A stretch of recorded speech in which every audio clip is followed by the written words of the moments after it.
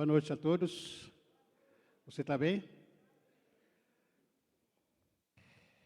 Glória a Deus. Irmãos, me perdoa, cheguei atrasado. Chegamos atrasado todos os anos, todo ano. O Ministério Pneu se reúne, com seus pastores 2 vezes para reciclar ou realinhar a nossa visão ministerial, igreja, enfim. No primeiro semestre a gente fez reciclagem e esse semestre, nós também tivemos reciclagem desde sexta-feira até hoje à tarde, que a gente vem correndo para cá e foi um momento abençoador que nós tivemos lá no Recanto, sem falar do frio. Nunca vi um frio desse, nunca senti. Mas nós sobrevivemos para a glória de Deus. Essa semana é a última semana antes das eleições. Amém? Você está orando? Está orando? Já tem seu candidato? Já? Já? A Regina já tem. Só a Regina que tem. Já tem candidato? Irmãos, não sei se todo mundo assistiu o vídeo que o nosso presidente mandou para todas as igrejas, orientando as eleições. Para as eleições está no grupo de pastoreamento. Também quis gravar um vídeo, mas quando eu vi o vídeo do presidente, eu falei que não vou gravar outro vídeo. Aquele já basta. Mas, domingo, dia das eleições, nós aconselhamos os irmãos, principalmente aqueles que são membros da igreja, que votem na parte da manhã, porque, de alguma forma, possivelmente que as eleições, a votação, demore uns 5 minutos, mais ou menos, por aí, 5 a 10 minutos, sei lá, dependendo do local. Perdão. Então, vote, faça a sua obrigação de votar na parte da manhã, e aí você fica livre para fazer seu almoço, para descansar bastante. E à noite nós teremos a ceia. Amém? E eu tive em dúvidas. Eu pensei que a gente não ia adiar essa ceia do próximo domingo agora por causa das eleições, porque a gente sabe que no dia das eleições todo mundo fica apavorado, fica meio com a cabeça mais para cá do que para lá. Até estava conversando com o irmão aqui, tem gente que vai vir no culto com celular na mão para ver o final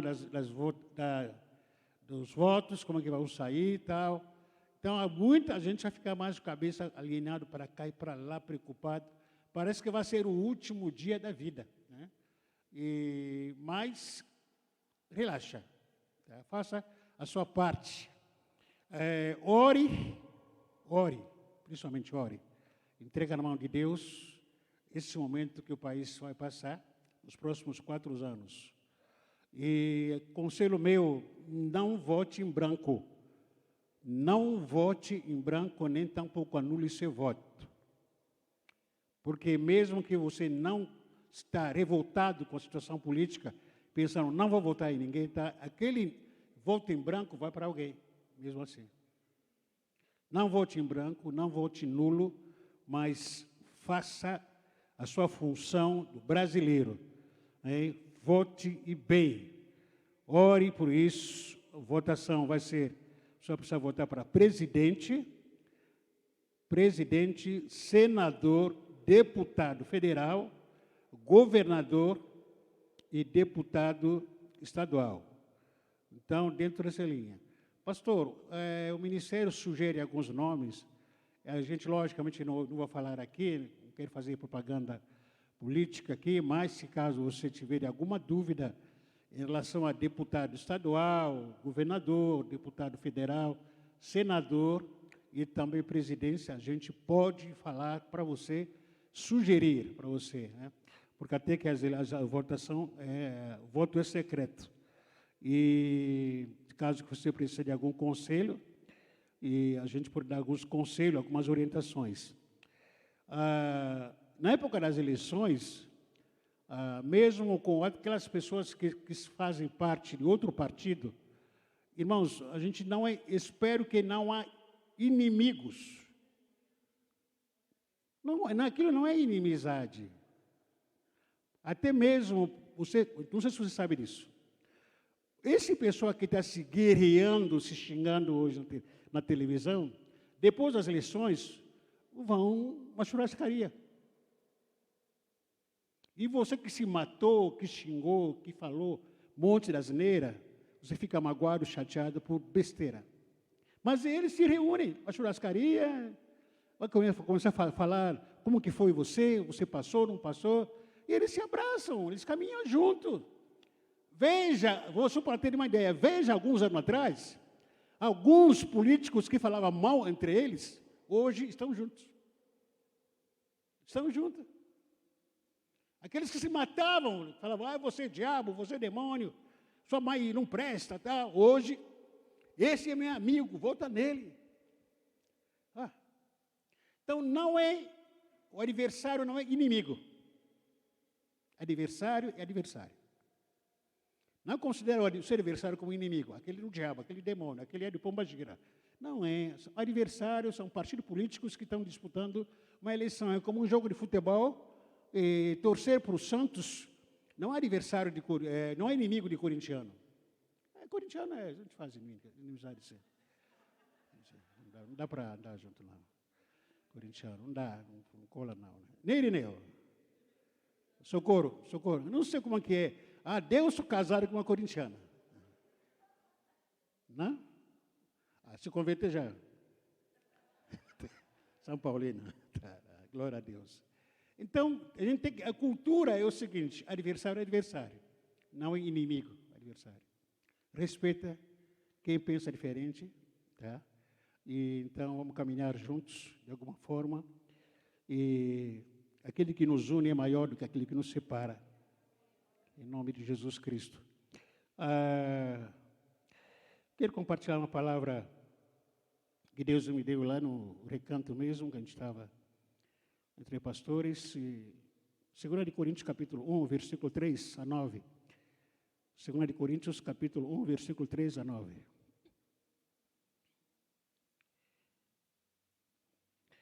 Enquanto você abre a sua Bíblia, só para lembrar que já estamos na véspera do batismo, eu vim aqui com uma lista, programação de alistar os nomes daqueles que vão trabalhar no batismo em dezembro.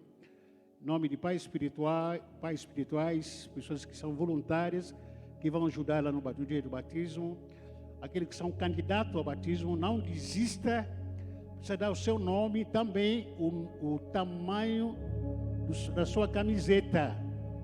Então, o Ministério já mandou essa lista para a gente preencher. Então, você fala com a irmã Andréa ou o irmão Henrique, nosso irmão Tite, que é o responsável pelos irmãos do batismo. 2 Coríntios, capítulo 1, versículo 3 a 9.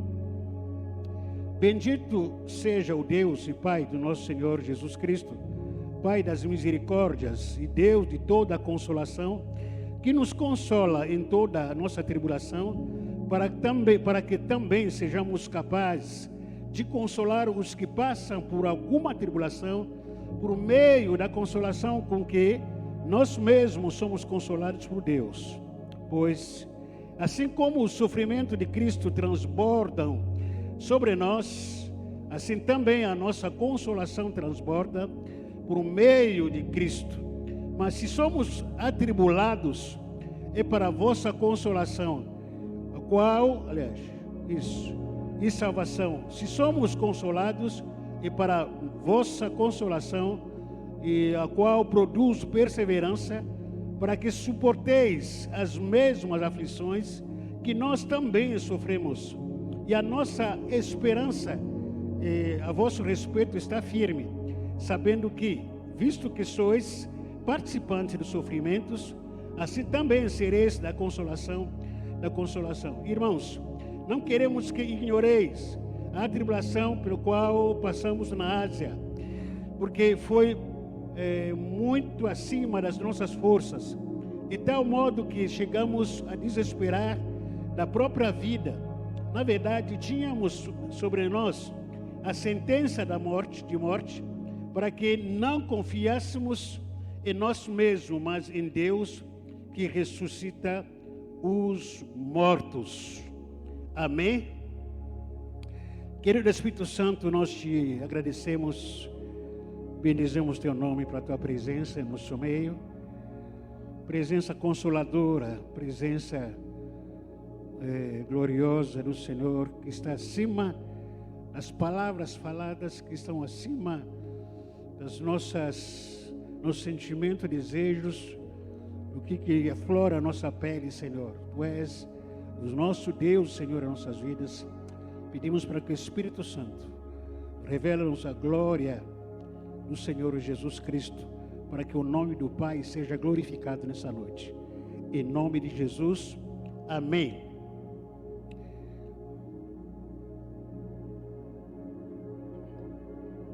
Esse texto é um texto que poderia ser estudado de uma forma exegética, mas por causa do tempo não vou apenas me resumir em explicar alguns termos e aplicar esse termo para nossas vidas.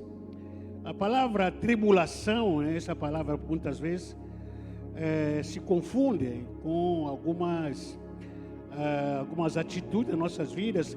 Tem gente que não entende o que é tribulação, mas a palavra tribulação, ou passar pela tribulação, quando o apóstolo Paulo está dizendo que nós passamos por tribulação, e passar por tribulação significa passar por uma situação ou algumas situações da aflição, você passar por situação de dores, passar por situação de sofrimento que nos deixa tristes, aborrecidos e angustiados.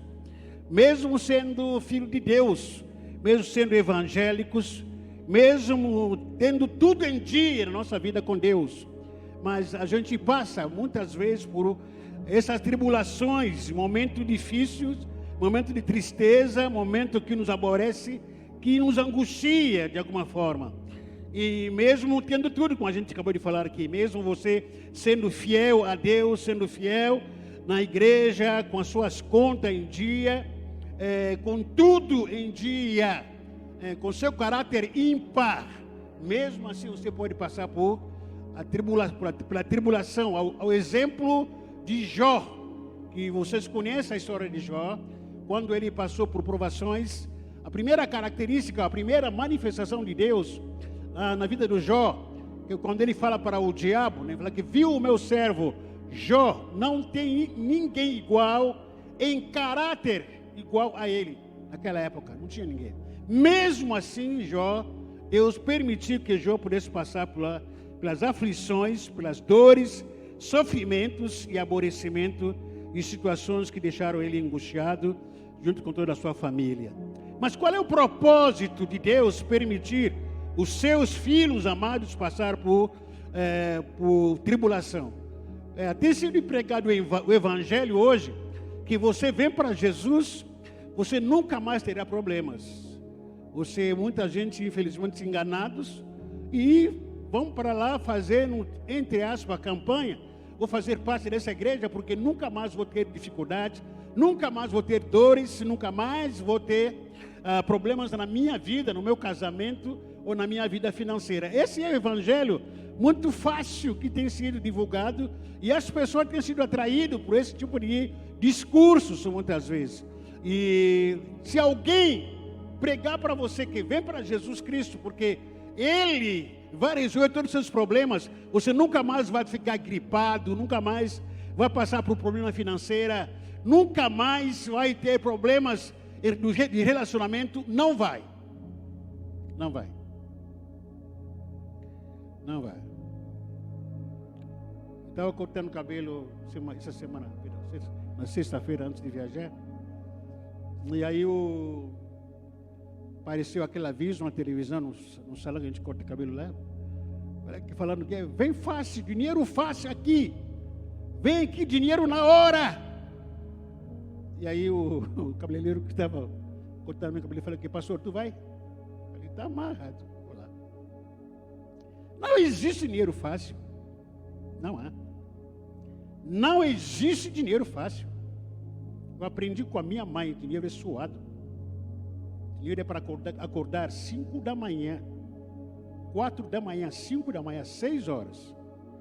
Para você voltar no outro horário, lá para as 8 horas, 9 horas, suado, sangrado. Esse dinheiro que eu conheço, e não fácil. O evangelho fácil não existe. Se alguém te falar que eu entregar minha vida para Jesus, o evangelho resolver tudo que eu tenho, e nunca mais vou ter dores, nunca mais vou ficar gripado, nunca mais vou ficar com garganta rouca, nunca mais vou brigar com meu marido e com a minha família, nunca mais vai faltar dinheiro na minha vida, e você se enganou com isso, lamento te dizer que o evangelho é fogo no feno, a pancada. Não é uma coisa difícil, não é uma coisa fácil. Passamos por tribulações, passamos, sendo evangélicos. Passamos por lutas, passamos. Mas é Deus que nos ajuda, que nos sustenta em meio às provações. Ele permite, Ele nos ajuda. Ele permite provações, lutas, crise, sofrimento com propósito. Nada do que Deus permite, nenhum sofrimento que Deus vai permitir na minha vida, que não tenha propósito. O processo ele fere, mas o propósito cura. O processo fere, você vai ser ferido, mas o propósito lá na frente, você vai chegar em conclusão dizendo que, poxa vida, estou curado agora, eu cresci. Passar pela tribulação, qual é o propósito de a gente passar por tribulação? Por que Deus permite que os seus filhos passem pela tribulação, pela dor? Primeiro, a dor, antes de falar sobre o motivo, a dor que Deus permite é o megafone de Deus para o filho surdo. A dor de Deus na minha vida, a dor que Deus permite para mim, é o megafone que Deus tem tocado para o filho que está surdo. Eu explico o que é isso. Deus está falando contigo. Busca a minha santidade. Se compromete com a minha palavra. Você fala, não tem tempo. Não é de Deus. Não tem tempo, não tem hora. Renuncia à vida que está levando. Você está murmurando muito. Deus fala com você. Apesar que não é papagaio, mas Deus ele fala contigo. O Espírito Santo o tempo todo está falando. Me busca, ora para mim. Leia a minha palavra. Jejua. Se entrega. Obedece a minha palavra. Você fala, não tem tempo, estou cansado. Eu vou orar outra hora, não é comigo.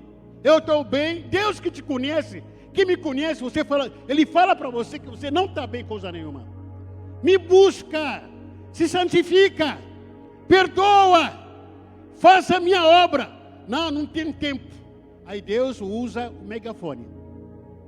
Sabe o que é megafone, né? Sabe o que é? Sob um sentido figurativo. Megafone. Aí manda dor. Gritante. Que dor que é? Desemprego. Que dor que é? Dívidas. Que dor que é? Câncer. Que dor que é? O marido morre, a esposa morre. O filho morre. Que dor que é? O filho se desvia. Que dor que é? Aparece uma doença que você não esperava. Um diagnóstico que ninguém esperou na vida. Por mais cuidadoso que você tem, que você aparece na sua vida. E às vezes aparece uma tribulação do marido, te perseguindo dia e noite. Mas aquilo aí você não tem explicação. Por que o marido briga o tempo todo comigo? É tribulação. Por que a esposa está pegando tanto no meu pé? É megafone de Deus. Porque toda megafone Deus quer nos levar a Ele. Que para que possamos voltar, olharmos para Ele, dizendo que Senhor, eu estou aqui. E vou te buscar. Quando é que o crente ora mais? Quando? Pelo menos na minha época. Na minha época, o crente orava mais quando passava por lutas. Hoje não. Hoje, quando o crente passa por luta, foge. Quando o crente passa por luta, hoje fica em casa. Fica em WhatsApp, redes sociais. Porque o consolo dos crentes hoje é redes sociais. Compartilhar suas lutas, redes sociais. Ora por mim, ele não ora. Ora por mim porque estou com câncer na cabeça. Ora por mim porque meu marido me deixou. Ora por mim porque meu filho me deixou. Ora por mim porque foi traído. Ora por mim porque... Ora por mim. Hoje a rede social tomou o lugar do Espírito Santo Consolador. Pelo menos na minha época, quando a gente passava por luta, estou desempregado, vou me enfiar na igreja, não saio de lá de jeito nenhum. Orando. Quando eu tenho problema no casamento, eu vou enfiar na igreja, começar a orar. Não falta oração de segunda-feira, às 18 horas, de quarta-feira, às 15 horas. Eu vou estou lá o tempo todo. Por quê? Deus usou uma dor para me chamar a atenção, para buscar Ele. Porque no momento que eu estava tranquilo, empregado, dinheiro entrando na minha conta, saudável, mesmo Deus falando, eu não ouço. Eu não quero ouvir. Mas quando Ele vem com uma pancada em mim, o braço quebrou, a perna quebrou, sei lá, não tem mais dinheiro, não tem mais conta. Aí fala, meu Deus, tem que orar agora. Tem que orar, vamos orar. Vamos dar a mão aqui para orar, clamar, até. Isso é megafone que Deus tem colocado, gritando, para te chamar mais perto dEle. Para isso que serve também a dor. Lamentações capítulo 3, versículo 37 a 38. Lamentações capítulo 3, versículo 37 a 38.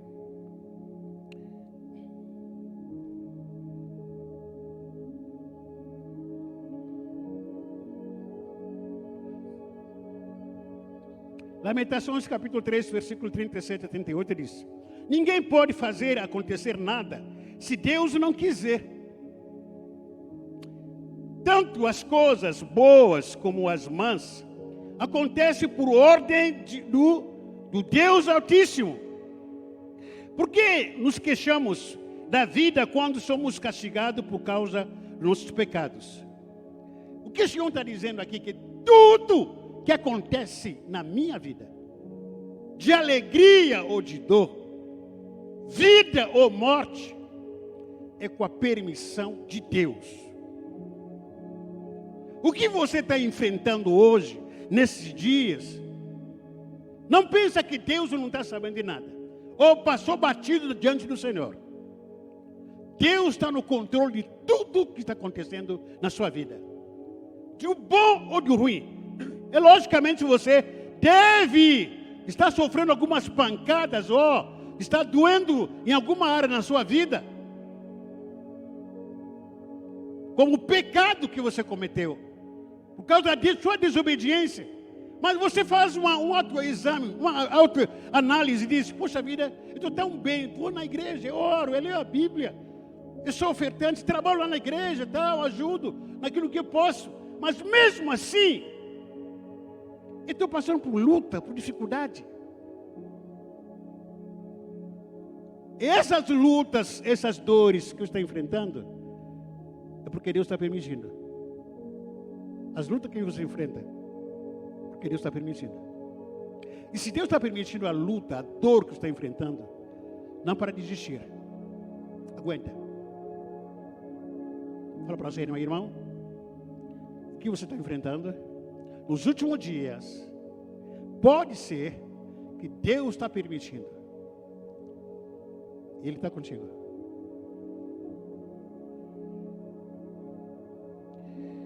Qual é o primeiro propósito de Deus em relação à dor?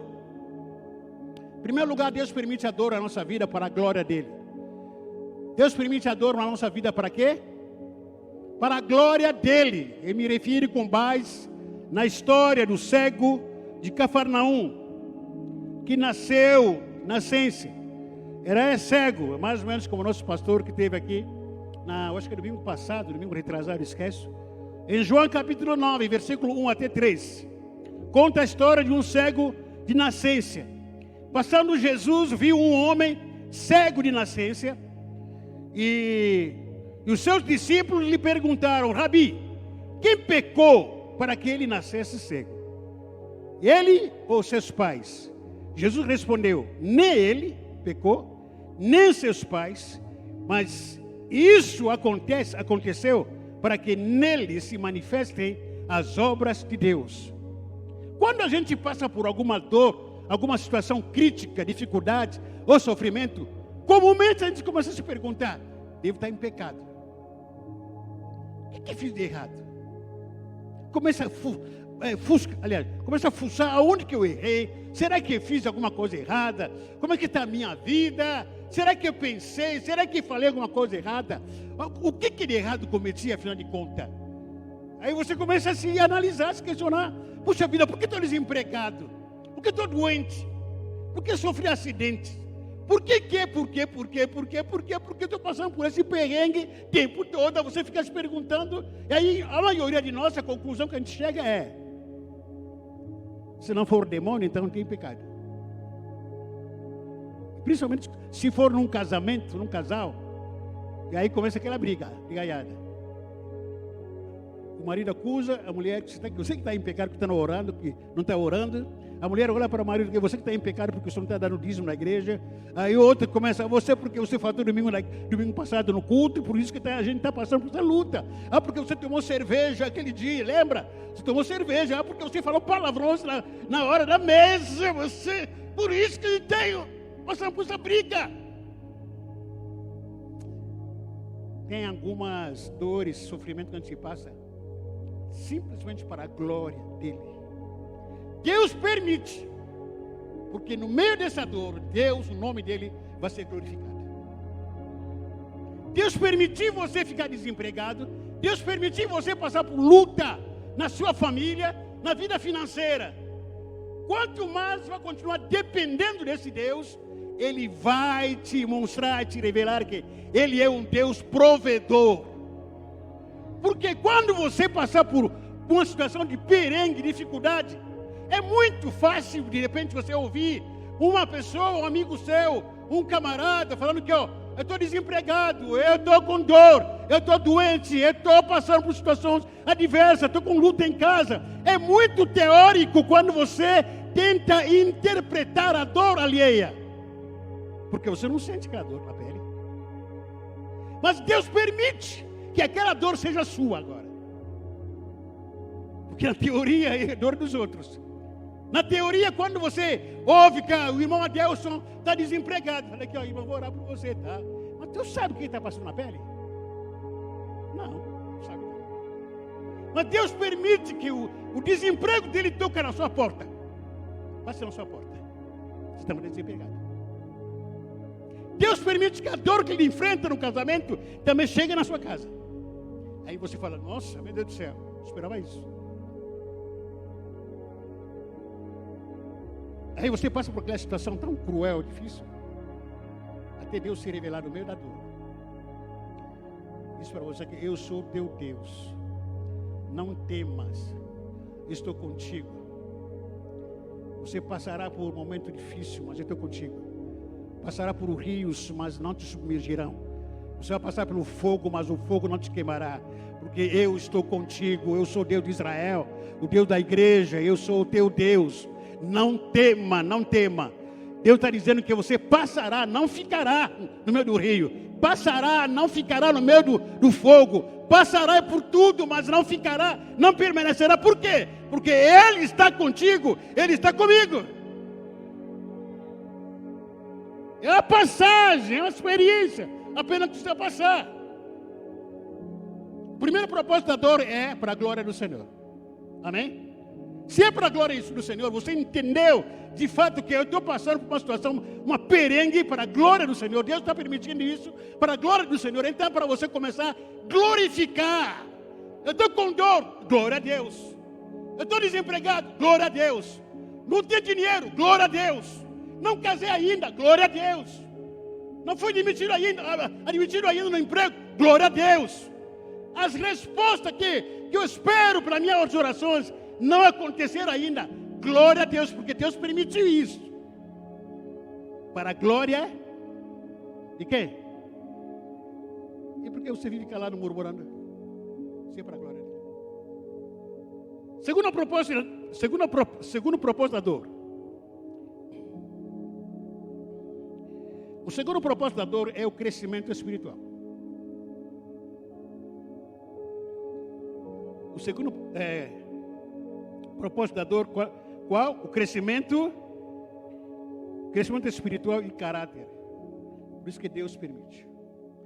Todos nós nascemos. Uma criança, uma neném aqui, lá fora para trás. Um dia você nasceu como menino, como menina. Nascimento é obrigatório. O crescimento é opcional. Repita comigo. O nascimento é obrigatório. O crescimento é opcional. Você nascer, pode nascer. Crescer é contigo. Porque tem gente que nasceu, que não cresceram. Deu para entender? Tem gente que nasceu há muitos anos. Há quantos anos? 70 anos. Mas continua com a mente de uma criança de 5 anos. Comportamento de 5 anos. Nasceu muitos anos. Está com 15 anos, 20 anos. Está com 30 anos, está com 40 anos, está com 50 anos. Mas pensa como uma criança de 5 anos. Cresceu? Não. Cresceu. No mundo espiritual também acontece a mesma coisa. No mundo espiritual acontece. Você se converte, entrega a sua vida para Jesus.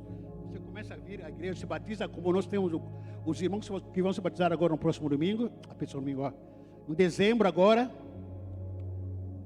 Agora, cabe a eles escolherem querer crescer. Porque se não crescerem, se não buscar o crescimento, vão continuar sendo criança o tempo todo. O criança não permanece no mesmo lugar. Hoje está aqui, amanhã está colar, está chorando, porque não tem chupeta, porque leite derramou, porque fez xixi, porque fez cocô, porque fez não sei o quê, mamadeira não está pronta. Então, quantos anos da igreja? Estou com 15, 20, 50 anos da igreja. Cresceu? Continua a mesma coisa. Mas Deus vai permitir uma dor na sua vida, que vai te obrigar a crescer. Romanos capítulo 5. Romanos capítulo 5, versículo 2 a 5. Romanos capítulo 5, versículo 2 a 5. Perdão. Romanos capítulo 2, capítulo 5, versículo 2 a 5. Foi Cristo quem nos deu, por meio da nossa fé, esta vida na graça de Deus. E agora continuemos firmes nessa graça e nos alegramos na esperança de participar da glória de Deus. E também nos alegramos nos sofrimentos, pois sabemos que o sofrimento produzem o quê? E a paciência traz a aprovação de Deus. E essa aprovação cria esperança. E essa esperança não nos deixa decepcionados, pois Deus derramou o seu amor no nosso coração por meio do Espírito Santo que Ele nos deu. Qual é a escada do crescimento? A escada do processo de crescimento, quando você é obrigado por Deus, permitindo que você cresça na marra, Ele permite a tribulação na sua vida. Ele vai permitir a dor. Ele vai permitir situações de sofrimento na sua vida. Mais ou menos daquela situação que a gente acabou de falar aqui. Ele vai permitir isso na sua vida. Você continua vindo para a igreja, mas está sendo perseguido. Continua indo na igreja, mas a situação de enfermidade que você enfrenta, então, continua vindo para a igreja. A situação, aí você tem que parar um pouco para refletir. Falar aqui, alguma coisa que não está bem. Não é o diabo, não é demônio. Tira demônio nisso aí. Deixa demônio em paz lá no inferno, lá no canto dele. Agora a sua vida é com Deus. É você e Deus. Deus está falando contigo. Deus quer um trato com você. E o processo pelo qual esse crescimento virá, em primeiro lugar, a tribulação, dor e sofrimento, alegria e angústia que Ele vai causar, que Ele vai permitir causar na sua vida. E essa tribulação primeiro lugar, o que Deus espera de mim com a tribulação? A paciência. O que é? Porque você não tem paciência. Você é muito... como que fala aquele que entrega pizza em casa?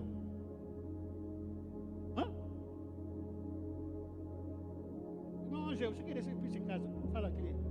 Motoboy? Não. Delivery.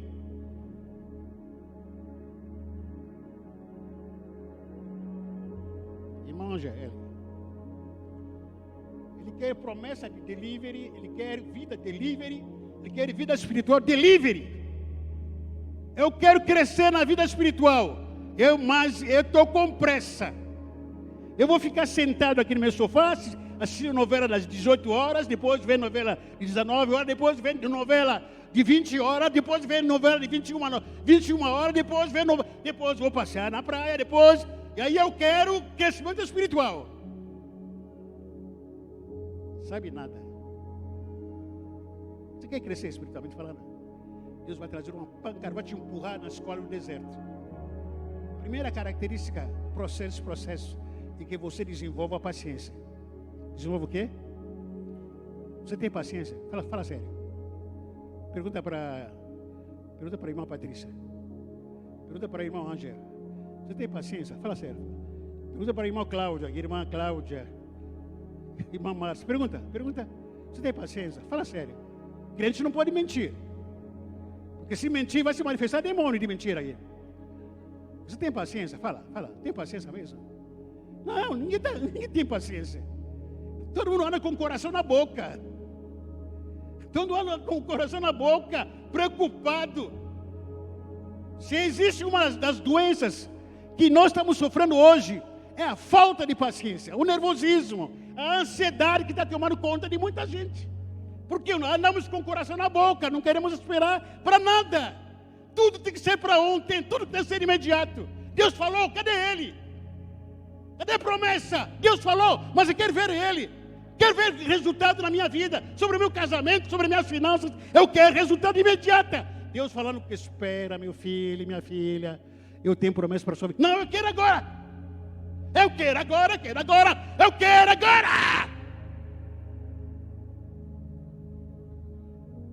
Deus fala, então tu quer agora? Em primeiro lugar, a primeira coisa que eu vou querer tratar contigo, eu quero te dar uma aula sobre a paciência. E essa aula não é teórica, é prática.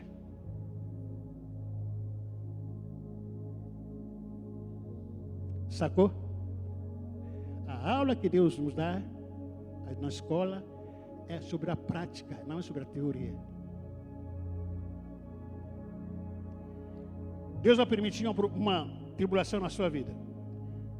Vai produzir o quê? A paciência. O que é? A paciência de suportar a dor até o tempo determinado por Deus. Repita comigo. Deus quer me ensinar sobre a paciência. A paciência até suportar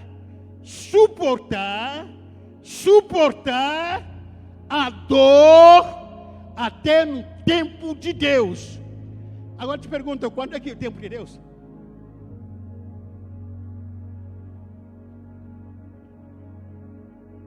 O tempo de Deus é até Ele ver em você que você agora está paciente. Esse é o tempo de Deus. O tempo de Deus é quando Ele olhar para você. Você que anda ansioso, ansiosa, muito preocupado, um crente delivery. E aí Deus olha para você agora, está com paciência. Já saiu o espírito de delivery. Agora está com paciência. Acabou por aí? Não. Vai vir a segunda matéria. Vai vir igual? A segunda matéria.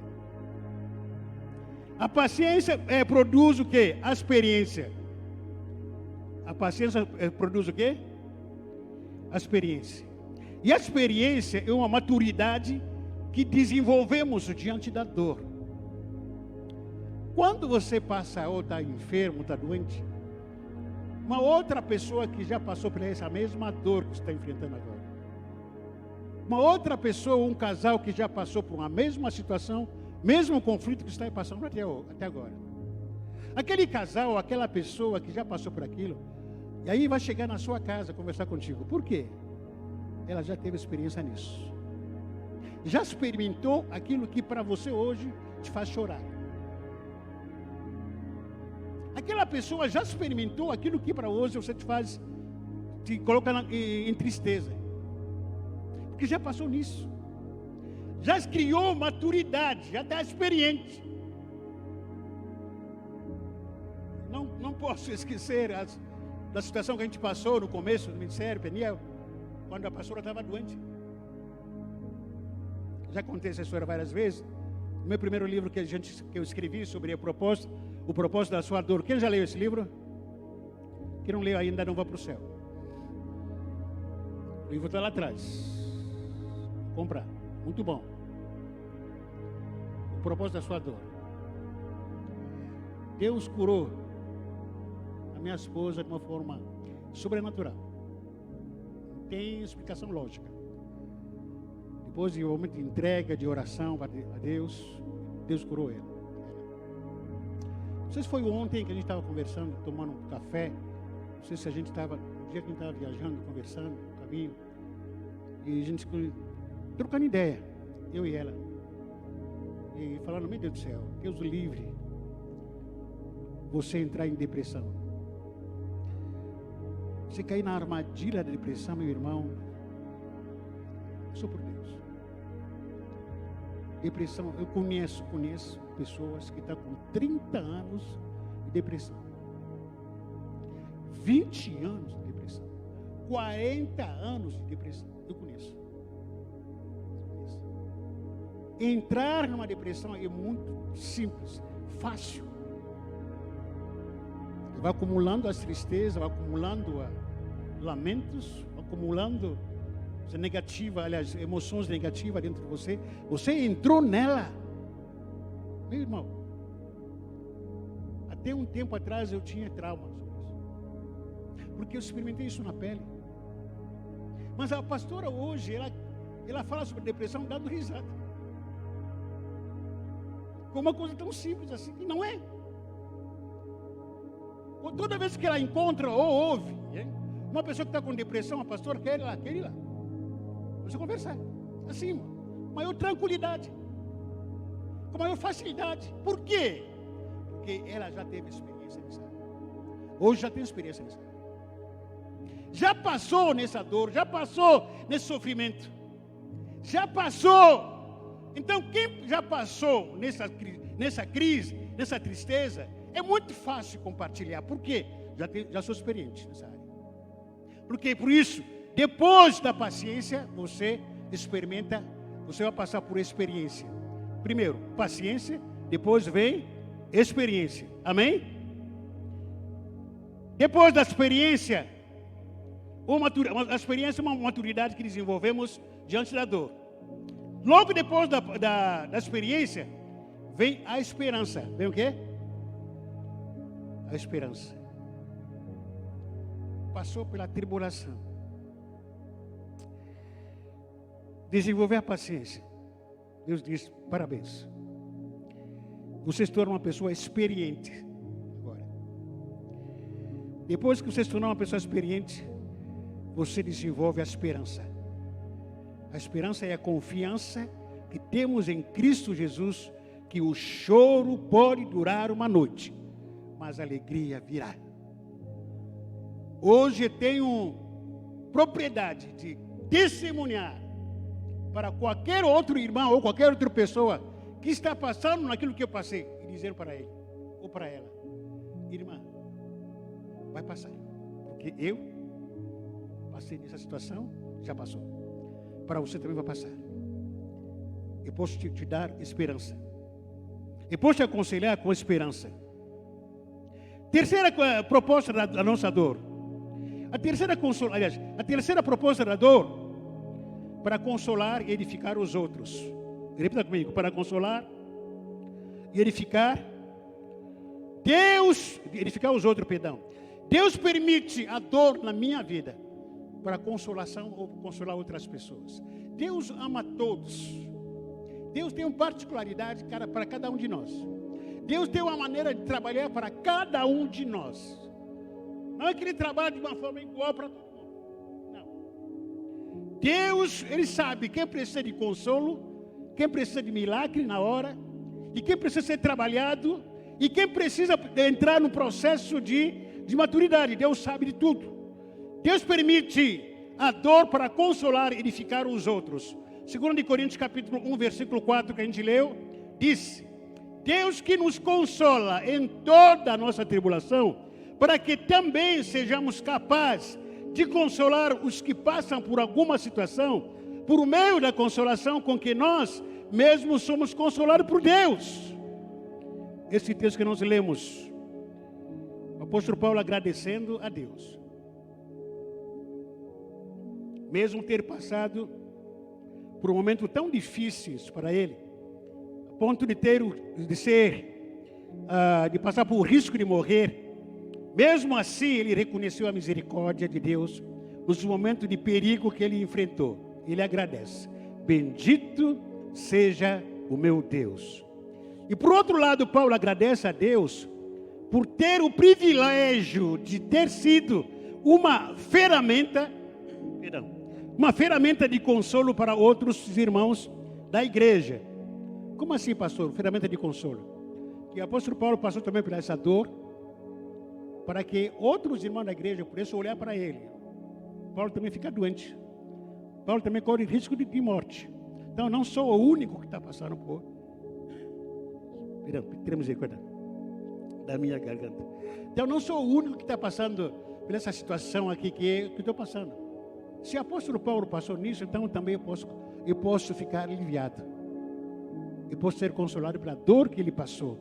É isso que o apóstolo Paulo está querendo dizer aqui, um dos propósitos da dor. Irmãos, quando os irmãos viram e ouviram as dores e sofrimento de Paulo, eles ficaram aliviados, consolados, animados, esperançosos e continuaram firmes. Aqui, nós entramos no princípio, um dos princípios mais importantes daquilo que nós queremos falar. Qual é o princípio daquilo que nós queremos falar? Que quando você estiver passando uma dor, momento de luta, de sofrimento, não se isole, não fique isolado. Quando você estiver passando por luta, por dificuldade, não se isole.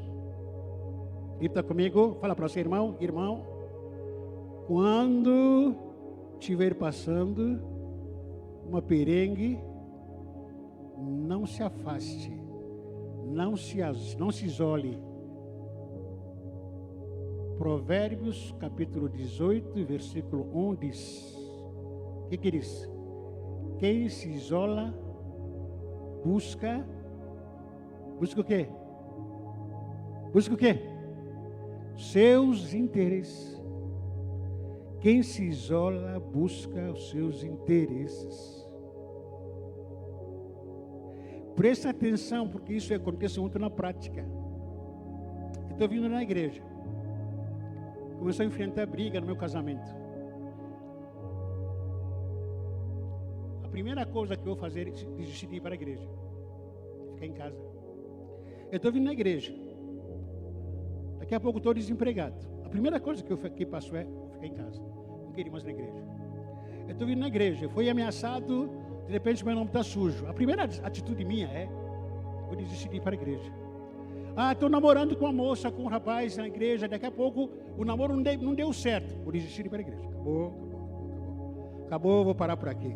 Estou indo na igreja. Daqui a pouco, de repente, me falaram para não cantar mais no louvor, no coral, não dançar mais, não faço mais parte de nenhum ministério da igreja.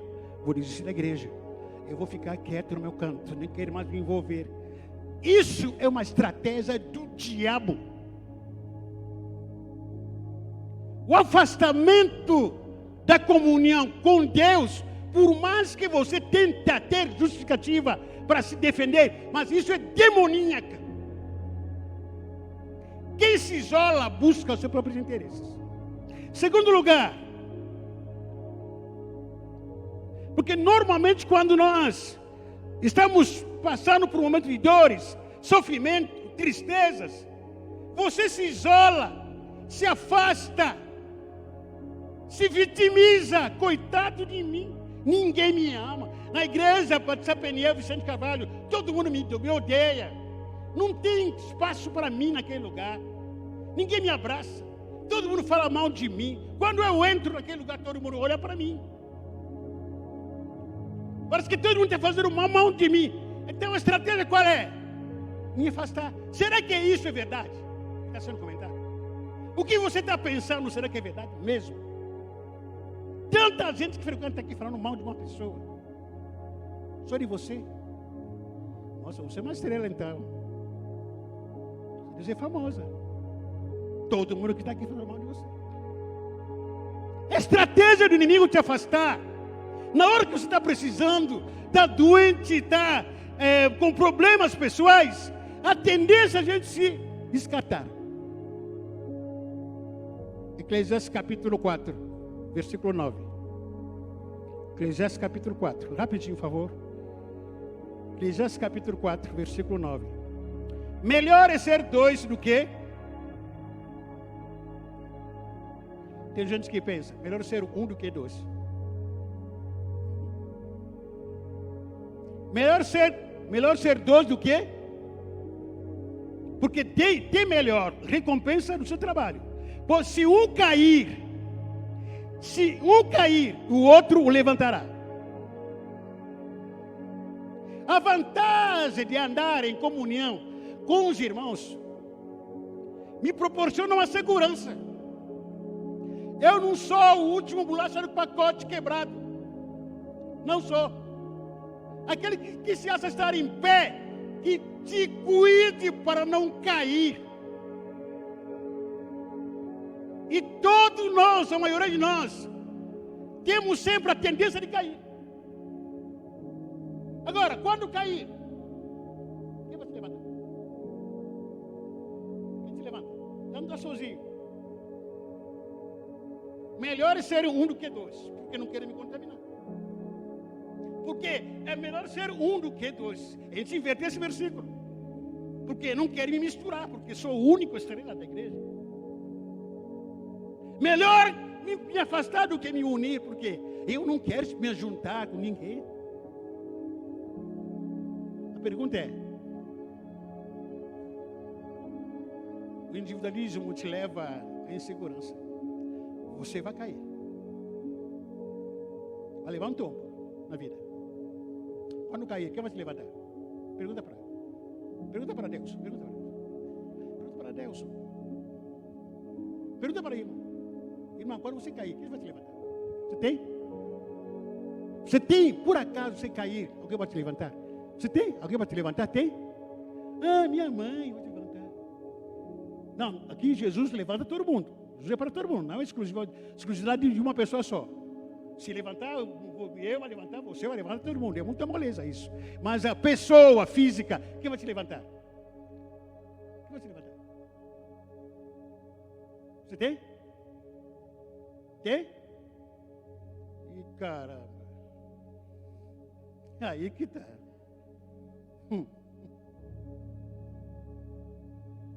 Porque a vida cristã hoje, irmãos, andar isolado, andar sozinho, é um risco que você corre. Não te garante uma espiritualidade a longo prazo. Não. Ou você rasga a Bíblia, que está errada, ou você se rende. Eu preciso me render, ser convencido que eu preciso ter alguém na minha vida. Presta atenção, quando estou falando que eu preciso ter alguém na minha vida, não será que é arrumar um namorado, hein? Cadê a Simone?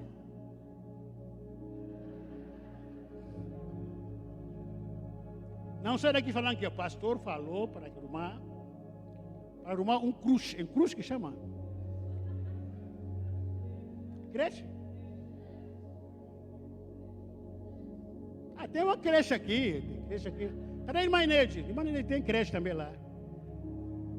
É creche. Não é isso. Precisa andar, ter uma companhia de uma pessoa madura, que tem um ombro amigo. Uma pessoa madura que vai falar aquilo que você não quer ouvir, mas aquilo que você deve ouvir. E essa pessoa você tem? Quem? A Bíblia é o exemplo que a gente tem que seguir. Em Marcos capítulo 2, nos conta a história de um paralítico.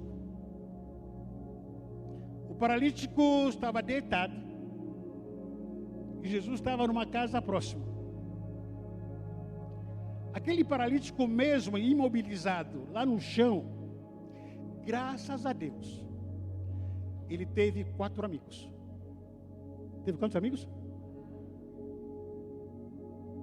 Um amigo que comprou cordão, outro comprou escada, outro comprou a maca,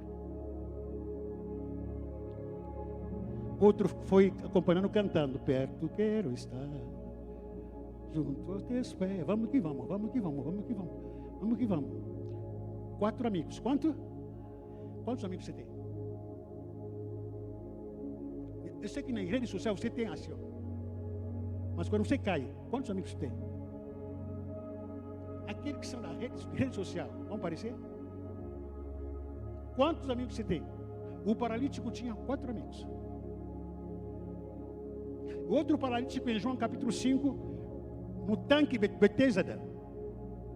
Enquanto todo mundo ia para a água para ser curado, Jesus pergunta, o que tu quer que eu faça? Ele responde, não tem ninguém. Não tem quê? A pergunta é, quantos amigos você tem? Amigo de verdade. Não estou falando de bajuladores, porque bajulador tem um monte assim. Bajulador tem um monte. Porque você é o bambambam, você nota 10, você é estrela da manhã, você é isso, elogia você, barganha, você é famoso, você é bambambam, você é lindo, você é linda demais, você bajulador e tem um monte. Mas amigo é aquele que te avisa quando você está frio na fé. Você não está orando mais, eu quero orar por você. Você está muito em redes sociais, assistindo filmes e vídeos de pornografia. Sai dessa, porque senão Deus vai pesar a mão sobre a sua vida. O amigo é aquele que fala aquilo que você não quer ouvir. Vai te chamar a atenção para o seu bem. Quantos amigos você tem? Quantos amigos você tem? Pergunta para você, irmã, quantos?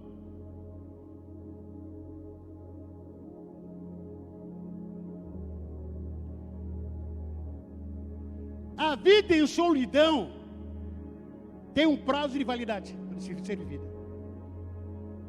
Quer viver só? Prazo de validade. Escreva aí. A qualquer momento a gente vai ouvir notícia. A qualquer hora menos você espera, vai estourar. Porque a sua soberba, o seu orgulho te afastou de todos. Enquanto você está passando por perrengue, você acha que eu vou resolver sozinho. Nem Deus precisa. Vou orar no meu canto, do meu jeito. Não quero ajuda de ninguém. Vai nessa. Vai nessa. O sofrimento e a dor de nos afastar com os irmãos que poderia nos ajudar. Se vitimizar como coitado de mim, não resolve. Se queixando que ninguém me ama, ninguém me liga, ninguém me visita, ninguém me ajuda. Não ter ninguém para te ajudar é uma coisa. Não ter ninguém para te visitar é uma coisa. Mas a pergunta é, você já que não tem ninguém para te visitar, você aceita ser visitado? Você não tem ninguém para te ajudar, você aceita ser ajudado? É muito fácil tentar me vitimizar que eu não tenho ninguém me visita, ninguém ora por mim, ninguém lê a Bíblia para mim, ninguém me leva para a igreja. Mas você quer ser levado para a igreja? Você quer ser ajudado? Você aceita ser cuidado? Aceita? Essa é a questão. Porque é fácil reclamar, se vitimizar, dizendo que ninguém me ajuda, ninguém me liga. Irmãos, nós temos grupos sociais aqui na igreja. Se você está passando por alguma situação, fala. Tem uma secretaria aqui que funciona de segunda a sexta-feira. Liga. Temos aqui líder de célula aqui. Você frequenta a célula, não ande só. Tem grupo de discipulado, tem grupo de ministério. Se envolva. Participa. É estratégia de uma liga que você pensar, não, eu não quero me envolver. Continua assim. Não quero me envolver, mas não chore. Mas não reclame, porque como pastor aqui já ouvi de tudo. Pessoas reclamando que não me visita, ninguém me visita. Já fomos visitar, a pessoa não quer aparecer. Falta de oração, já fomos orar, a pessoa não quer saber. E daí? Além de reclamar que você não quer, ninguém te ajuda, você quer ser ajudado. Uma ilustração que sempre coloco aqui, lá na praia, agora está chegando agora a temporada, verão. O corpo de bombeiro faz o que lá? O que ele faz, o corpo de bombeiro, na praia? Você está se afogando lá na praia.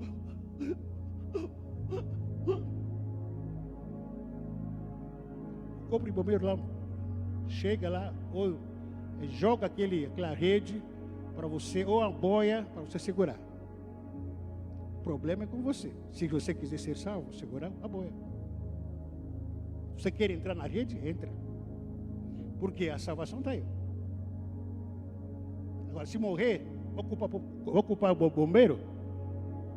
E tem muita crente morrendo desse jeito, culpando o bombeiro, culpando a igreja, culpando o pastor, culpando Jesus. Eu estou morrendo. Ninguém me salva. Está aqui a boia aí, ó. Segura a boia. Eu quero boia de ouro. Segura a boia, está aí. Eu quero boia do mesmo time. Segura a boia. Eu quero boia feminino. Segura a boia, meu irmão. Eu quero boia de mãe d'água. Vai morrer. Está escolhendo a boia? Se vitimizar não resolve. Não tem ninguém para me ajudar. Tem muita gente que quer ajudar. Quando nós nos reunimos, sempre haverá consolo. Estou concluindo com isso. Quando nós nos reunimos, sempre haverá consolo. Irmão, eu passo por lutas como pastor, como ser humano, como marido, como pai. Lutas que são minhas lutas. Dificuldade que eu enfrento. Aquilo que você sente, eu sinto muitas vezes, mas do meu jeito. Quantas vezes, como mesmo agora, sexta-feira passada, a gente tinha que ir para Recanto. O Recanto, para mim, toda vez que eu sei que vai ter Recanto, eu fico orando, que Deus me ajude a suportar o Recanto.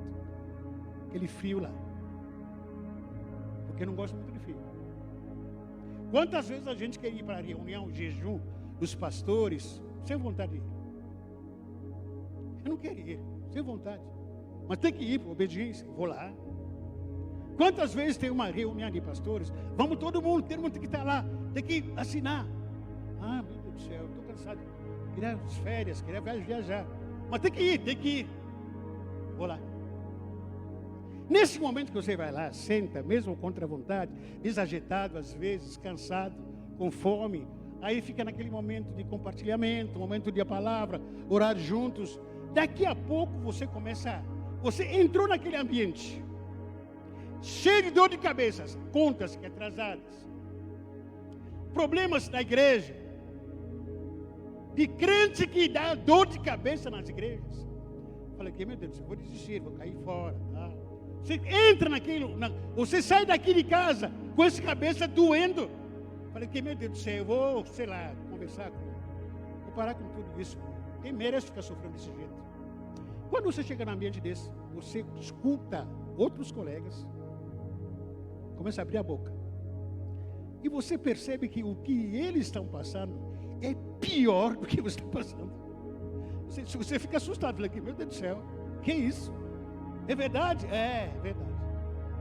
os colegas, outros irmãos da mesma fé, do mesmo ministério, passando em situações piores mesmo, em família, financeiramente falando, como igreja. Aí eu saio lá e falo aqui, ufa, não estou sozinho, meu Deus do céu. Tem parceria aqui. Eu saio de lá, não ouvi uma pregação de ninguém, mas só de ouvir testemunho de alguns colegas, eu saio de lá e falo que vale a pena continuar. Porque eu pensava que estou sozinho, porque a dor e sofrimento me isola. Fico pensando que no mundo inteiro eu sou o único que sobrou. Não. Tem outras pessoas que você não conhece por causa do seu isolamento. Tem pessoas que sofrem piores perrengues do que você, só que você não sabe. Por quê? Porque você vive isolado. Essa é a questão. Importante a comunhão. Mesmo fora de contexto, 1 Pedro capítulo 5, versículo 8 a 9 diz: tendo bom ânimo, bom senso, está atento. O diabo, vosso adversário, anda em derredor, rugindo como leão que procura a quem possa devorar. Resistirem firmes na fé, sabendo que os mesmos sofrimentos estão acontecendo entre vossos irmãos no mundo. O que você está passando hoje, você se achando que você é a única pessoa que sobrou, que Deus esqueceu de você. Tem outras pessoas que estão passando a mesma situação, até pior do que você. Vamos colocar em pé.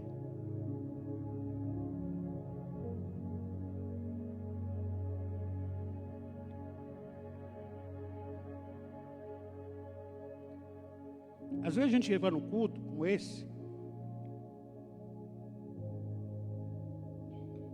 existe muita coisa que nos inspira. Louvor nos inspira. A gente ouve louvor, nossa, que alegria, que gostoso.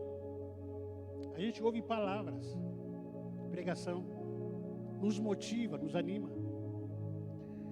Mas também, a presença de alguns irmãos nos fortalece. E às vezes a Bíblia, entre aspas, Deus não falou nada com a Bíblia, na Bíblia. Nem no louvor, nem numa oração que o pastor fez aqui, falou contigo. Mas basta ver, só de ver, alguns irmãos, só de olhar aqui, com todo respeito, a irmã Flávia está aqui. Só de olhar para a história dela, já me anima,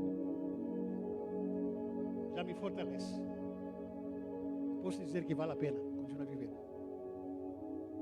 Só de olhar para o determinado com os irmãos aqui, talvez você não conheça a história deles, não sabe? É só de olhar para o irmão Ângelo, olhar para os irmãos aqui que estão aqui, você fala, puxa vida, vale a pena. Não estou sozinho. Vale a pena continuar em pé. Porque a consolação na qual você está sendo, você é consolado por Deus, outros irmãos também serão consolados. Nós vamos fazer algo diferente aqui hoje, nessa noite. Vamos orar em grupos de 4 pessoas. Você pode bagunçar essas cadeiras que estão aí, tá? As cadeiras não são salvas, não vão para o céu. E bagunçar essas cadeiras que estão aí, 4, 4.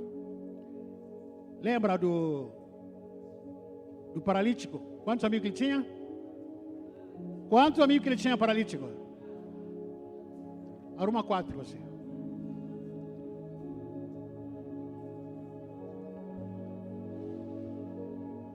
Não fique só. Por favor.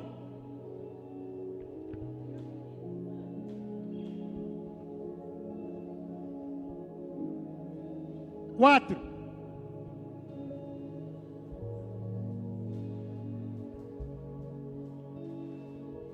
Dá glória a Deus pela consolação na qual você tem sido consolado pelo Espírito Santo. O propósito da dor. Qual é o propósito da dor?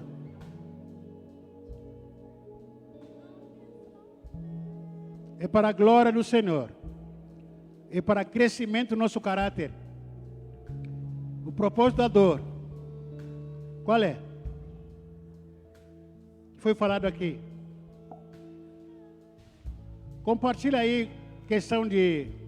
Cada um tenha um minuto de compartilhar. Qual é a sua dor? Qual é a sua dor? Se você tem algum testemunho para dar, que testemunha? Deus tem passado por dor, mas Deus tem me sustentado.